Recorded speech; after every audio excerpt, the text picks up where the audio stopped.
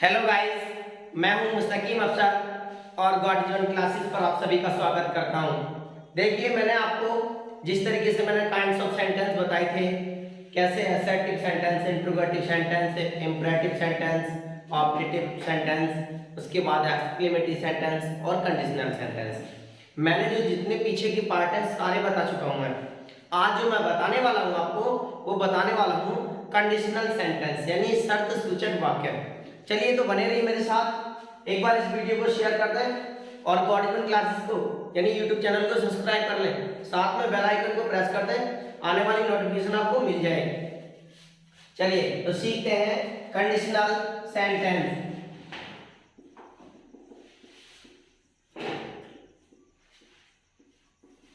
Conditional sentence शर्त सूचक वाक्य। शर्त सूचक वाक्य मैं आपको बता दूं, ये दो प्रकार के होते हैं। कौन कौन से?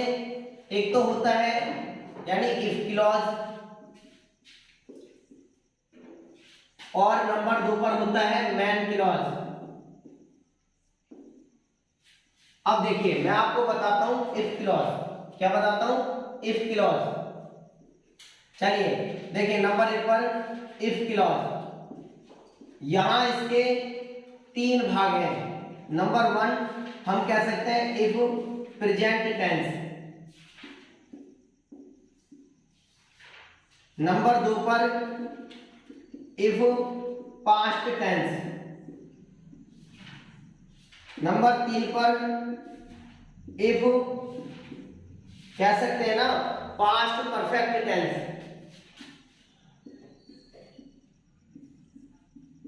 परफेक्ट टेंस एक बार मैं फिर से बता दूं आपके लिए, जैसे मैंने कंडीशनल सेंटेंस बताए थे आपको, ये 2 भाग में होते हैं यानी इफ क्लॉज में और मैन क्लॉज में। अब इसके बाद मैंने इफ क्लॉज पकड़ाया नंबर 1 पर, तो ये कितने प्रकार के होते हैं? 3 प्रकार के होते हैं। जैसे मैं कह दूं प्रेजेंट टेंस यानी इफ क्लॉज जो होता है प्रेजेंट टेंस, मैं कह दूं इफ क्लॉज यानी पास्ट टेंस, या मैं कह दूं if clause past perfect tense.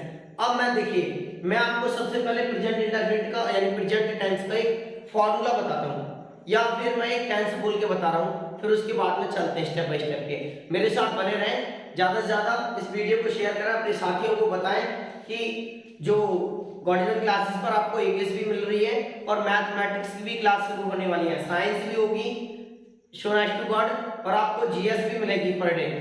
ठीक है, तो मेरे साथ बने रहिए। देखिए, अब मैं बताता हूं आपको, जैसे कि प्रेजेंट यानी प्रेजेंट टेंस का मतलब। प्रेजेंट टेंस जैसे हम कह सकते हैं इसके लिए, मुझे लगता है कि वह पागल है। मुझे लगता है कि वह पागल है, हम बोल सकते हैं ना it seem to me as if he was made, या हम दूसरे रूप में कह सकते हैं इसके लिए I think he is crazy. I think he is crazy. ठीक है, चलिए मैं आपको बताता हूं। नंबर 1 पर बताता हूं आपको, मोस्ट इंपोर्टेंट इसमें पास्ट टेंस और पास्ट परफेक्ट टेंस। तो 1 नंबर पर जो है हमारा, अभी मैंने आपको बताया था इट सीम टू मी, है ना, एज इफ, और हम कह सकते हैं इसके लिए ही वाज मेड, या हम दूसरे रूप से कह सकते हैं जो प्रेजेंट टेंस बता रहा था मैं, उसमें कह सकते हैं I think he is crazy. चलिए मैं आपको बताता हूं, एक फॉर्मूला लगाकर बताता हूं जिसमें आपको देखने को मिलेगा। ठीक है, तो नंबर 1 पर स्ट्रक्चर से लिख लीजिए अपना। सबसे पहले हम लिखेंगे इफ। क्या लिखेंगे? इफ, और उसके बाद लिखेंगे सब्जेक्ट। उसके बाद सब्जेक्ट के बाद कोई भी हो सकती है वर्ब की, फर्स्ट हो सकती है, सेकंड हो सकती है, थर्ड हो सकती है, या फोर्थ हो सकती है।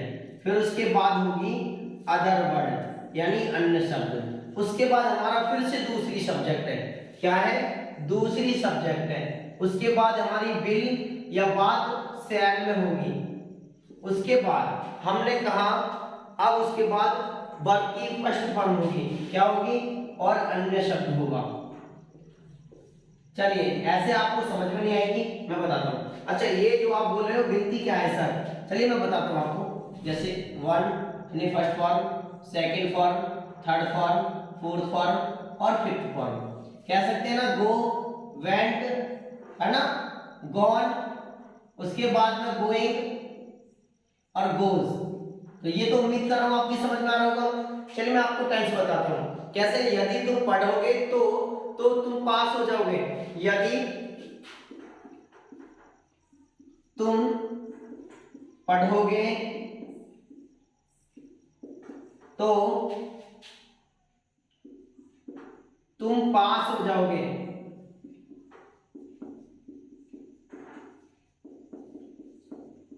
देखिए इस वाले टेंस में जब कभी आपको गा, गी या गे दिखाई दे तो आपको यही स्ट्रक्चर अपनाना है। जब कभी आपको गा, गी, गे यानी ये शब्द दिखाई दे तो आपको यही स्ट्रक्चर को अपनाना है। जैसे सबको दैट, सबसे पहले क्या लिखेंगे हम, इफ, उसके बाद सब्जेक्ट, सब्जेक्ट क्या है तुम, उसके बाद वर्ब क्या है पढ़ना, रीड। अब देखिए और तो कुछ है नहीं, अब दूसरी सब्जेक्ट यू, फिर उसके बाद में हम यू के साथ से लगाते हैं विल लगाते हैं, तो विल, पास। फिर से दोबारा से बता दूं एक बार, देखिए मैंने आपको स्ट्रक्चर से दिया था, जिनमें गा की ये देखने को मिलते हैं तो हमको स्ट्रक्चर्स यही अपनाना पड़ता है। एक बार मैं फिर से बता रहा हूं क्या, देखिए यदि तुम पढ़ोगे तो पास हो जाओगे। यदि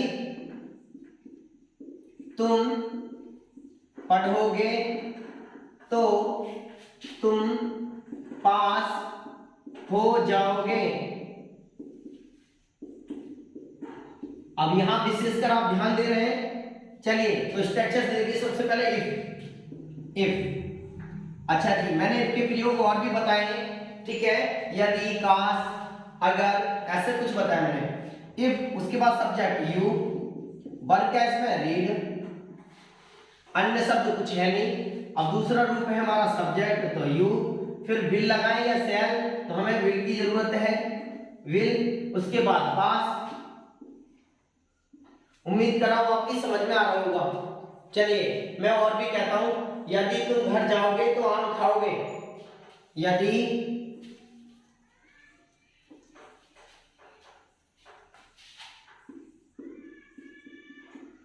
तुम घर जाओगे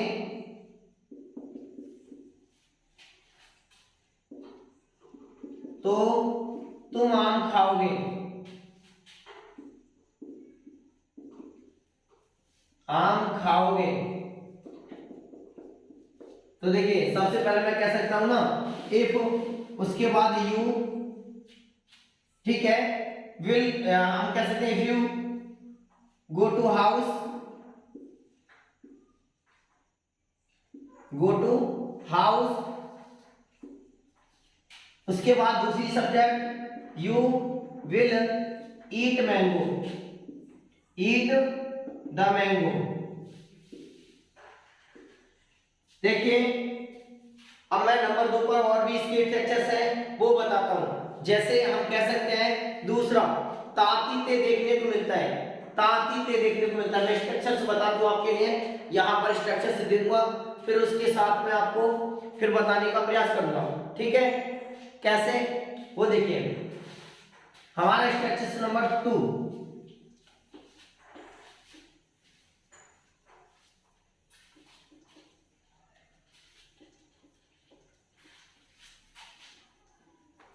स्ट्रक्चर यानी फॉर्मूला।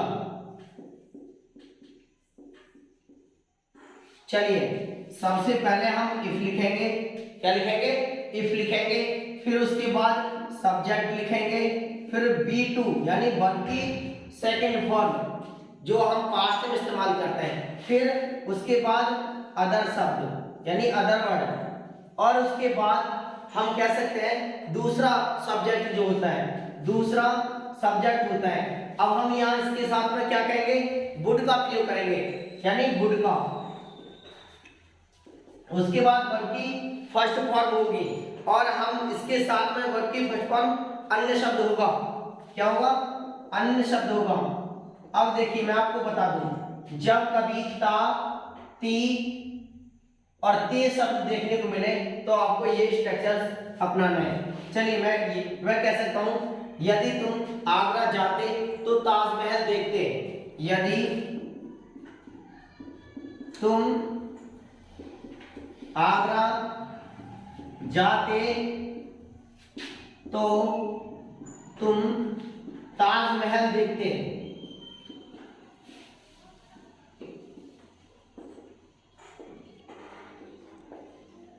देखिए मैंने कहा ताती ते ऐसे कुछ शब्द देखने को मिलते हैं, तो स्ट्रक्चर आप ये अपनाएं। सबसे पहले क्या होगा, इफ, उसके बाद you went to Agra.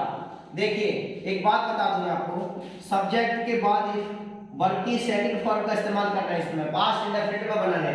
If you went to Agra, अब मैंने कहा अन्य शब्द हो गई आगरा, फिर दूसरी सब्जेक्ट यू, और उसके बाद में वुड, क्या लगाएंगे, वुड, और इसके बाद वर्ब की फर्स्ट फॉर्म होगी, वुड के बाद क्या होगा, देखना, सी द ताजमहल। एक बार मैं फिर से आपको रिपीट करता हूं, जो आपकी समझ में आ जाए अच्छे से बेहतर। देखिए जब कभी तातीते देखो आप कंडीशनल सेंटेंस में, तो आपको ये स्ट्रक्चर्स लगाना है। चलिए मैं एक बार फिर से बताता हूं।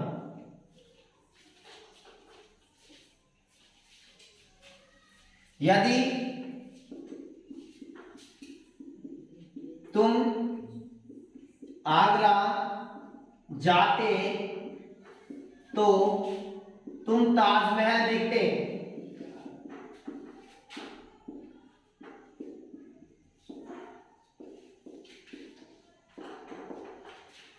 देखते, देखिए मैंने कहा पहले गागी का स्ट्रक्चर्स बताया था मैंने, अब मैं ताकीते का बता रहा हूं आपको।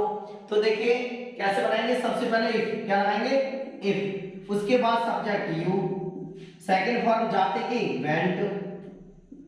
देखिए मैं यहां थोड़ा दूर लिख देता हूं, वेंट टू आगरा। अब उसके बाद अन्य शब्द हो गई, सब्जेक्ट यू, फिर उसके बाद वुड, ताकीते वाला है ना। अब उसके बाद में वर्ब की फर्स्ट फॉर्म क्या होगा, सी द ताजमहल। उम्मीद कर रहा हूं आपकी समझ में आ रहे होंगे। चलिए मैं आपको वर्क देता हूं, और ज्यादा से ज्यादा मेरी वीडियो को शेयर करें, और गॉडमन क्लासेस को यानी सब्सक्राइब कर लें, साथ में बेल आइकन को प्रेस कर दें, ताकि आने वाली आपको नोटिफिकेशन मिल जाए। चलिए मैं आपको कुछ वर्क दे रहा हूं, जिसे आप बनाएं और मुझे कमेंट में बताएं ये वीडियो आपको मेरी कैसी हेल्पफुल है।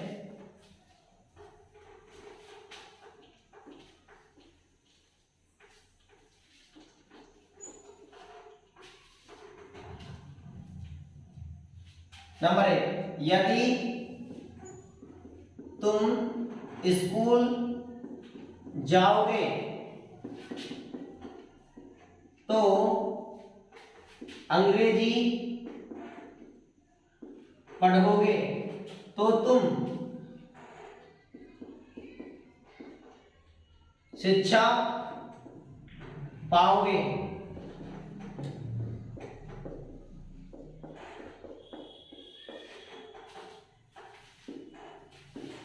यदि वह यहां आएगी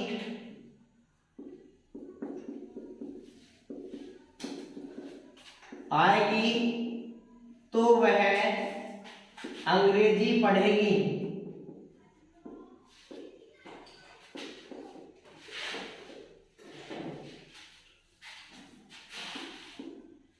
यदि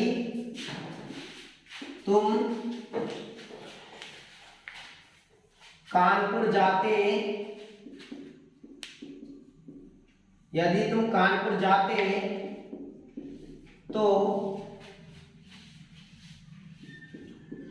तुम खिलौने खरीदते।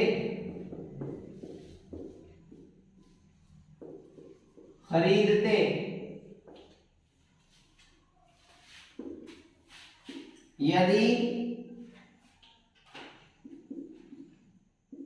मैं घर जाता तो मैं आम खाता या मैं पतंग उड़ाता।